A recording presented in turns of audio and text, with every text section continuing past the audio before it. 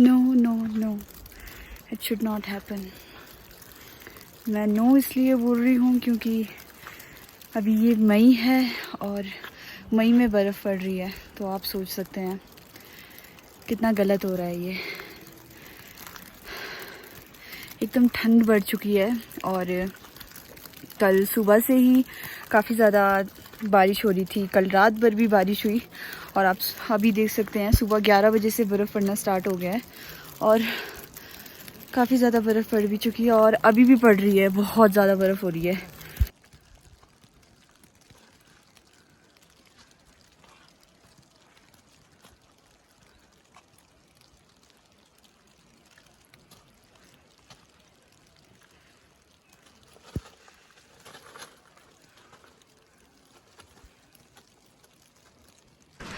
So thankfully जो बर्फ़बारी है वो तो बंद हो गई है, पर अभी भी यहाँ पे बारिश जो है वो लगी हुई है और अभी मैं जा रही हूँ हमारे खेत की तरफ। देखते हैं वहाँ पे क्या सिचुएशन है, पर जो हमारे खेत है वो गांव से थोड़ी दूरी पे है, थोड़ी ऊंचाई पे है, तो वहाँ पे ज़्यादा बर्फ़ होगी। और अभी अभी जो हमारा एप्पल ब्लॉसम है वो ख़त्म हुआ है और लगता है काफ़ी ज़्यादा अगर बर्फ़ पड़ी होगी तो नुकसान होने के चांसेस हैं। तो यहाँ से देख सकते हैं आप, पूरा फॉग हो चुका है।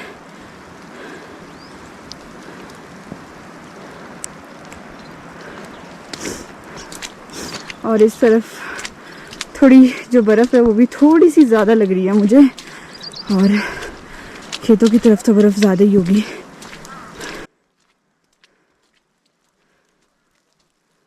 तो हम पहुंच चुके हैं खेत और इस जगह का नाम है मलिपा।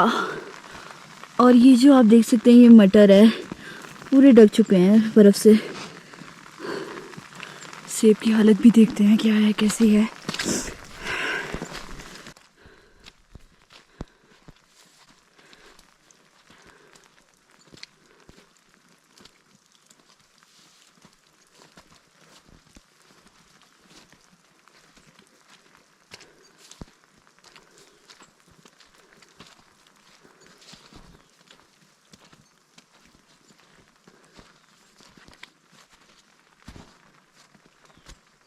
इस जगह का नाम है मलिपा और आप देख सकते हैं कि काफ़ी बर्फ़ पड़ चुकी है और बर्फ़ पड़ने के कारण जो पेड़ हैं आप देख सकते हैं कितने डाउन आ चुके हैं, इतना डाउन आ चुका है ये पेड़। और अगर इससे ज़्यादा और बर्फ़ पड़ी तो आप सोच सकते हैं कि ये जो पूरी टहनी है ये पूरी टूट जाएगी। तो अभी तो फ़िलहाल हम यही विश कर रहे हैं कि यही प्रे कर रहे हैं कि ज़्यादा बर्फ़ ना पड़े। और अभी बारिश पड़ रही है तो ये हालात है यहाँ पे। तो बोल सकते हैं कि जो बर्फ़ है हम सब के लिए, अगर सर्दियों में पड़े तो बर्फ़ एक वरदान है और अगर गर्मियों में पड़े तो ये एक अभिशाप से कम नहीं है। तो यहाँ पे जनजीवन अस्त व्यस्त हो सकता है, काफ़ी ज़्यादा मुश्किलें आ सकती है। बर्फ़ के कारण जो टहनियाँ हैं इतनी डाउन हो चुकी है कि मुझे पेड़ों के नीचे से झुक के आना पड़ रहा है। तो आप देख सकते हैं कितना ज़्यादा फ़र्क पड़ चुका है और अगर इसी तरह से चलता रहा तो बहुत मुश्किल हो जाएगी।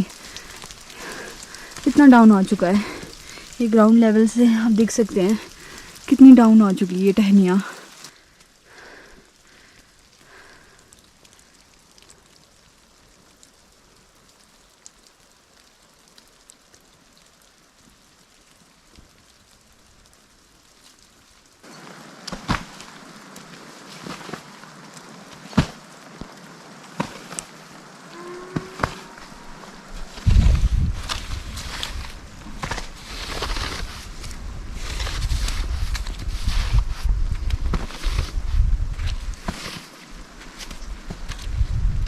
जो छत है इसके ऊपर से बर्फ़ गिराना भी बहुत ज़रूरी होता है, क्योंकि आप देख सकते हैं ये जो छत है ये मिट्टी से बने हुए हैं, तो अगर इसको फेंकेंगे नहीं तो पानी नीचे चोएगा, जिसको हम चौकती भी बोलते हैं। तो नीचे हमारे गाय बकरियां जो पशु हैं वो रखे होते हैं, इसको शनंग बोलते हैं हम।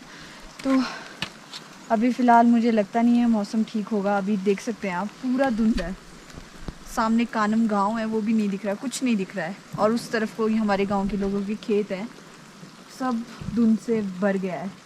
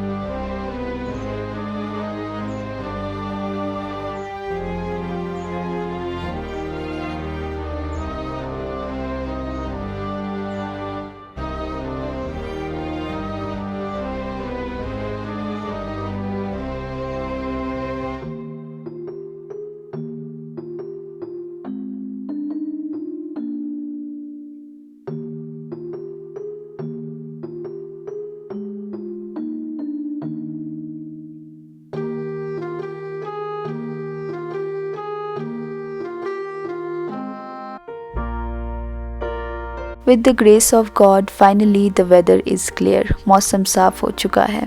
20 मई 2021 समर्स में स्नोफॉल, सच में यकीन नहीं होता। सर्दियों में तापमान का बढ़ना और गर्मियों में बर्फ़ पड़ना, यही तो है क्लाइमेट चेंज, जलवायु परिवर्तन। आखिर क्या है ये क्लाइमेट चेंज? जलवायु परिवर्तन को समझने से पूर्व ये समझ लेना आवश्यक है कि जलवायु क्या होता है। जलवायु का आशय किसी दिए गए क्षेत्र में लंबे समय तक औसत मौसम से होता है, जैसे हमारी किन्नौर की जलवायु। यहाँ सर्दियाँ अक्टूबर से मार्च तक होती है और इस जलवायु में परिवर्तन आना, जैसे इस वर्ष मई में स्नोफॉल, ये क्लाइमेट चेंज ही तो है।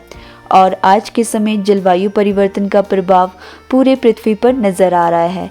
हमें ग्लोबल वार्मिंग जैसी चुनौतियों का सामना करना पड़ रहा है। आखिर कारण क्या है इस क्लाइमेट चेंज का? प्राकृतिक गतिविधियों के मुकाबले मानवीय गतिविधियां अधिक हैं इस जलवायु परिवर्तन के लिए। शहरीकरण, इंडस्ट्रियलाइजेशन, डिफॉरेस्टेशन, ना जाने कितने कारण हैं। तो आइए बात करते हैं हमारे किन्नौर की। भौगोलिक दृष्टिकोण से किन्नौर की भूमि अति संवेदनशील है और ऐसी भूमि पर बढ़ते हाइडल प्रोजेक्ट्स, जल विद्युत परियोजनाएं, क्या ये सही है? नाजुक पहाड़ियों से पत्थर गिरने की, चट्टान खिसकने की घटनाएं हमें लगातार देखने को मिलती है। पहाड़ों पर ऐसे नकारात्मक विकास कहीं ना कहीं हमारी जनजातीय जनजीवन को क्षति पहुंचाती है। डायरेक्टली और indirectly we are responsible for this climate change.